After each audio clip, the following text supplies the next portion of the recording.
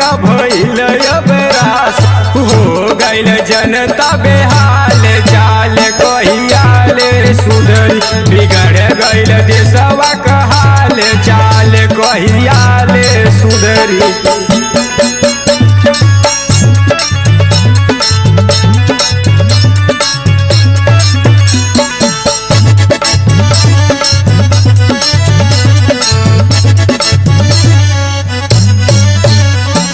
चोरी हत्या रोज बाबू होत बलात्कार बा जनता के बीच बाबू मचल हाहाकार बा जनता के बीच बाबू मचल हाहाकार बा। चोरी हत्या रोज बाबू होत बलात्कार बा जनता के बीच बाबू मचल हाहाकार बा।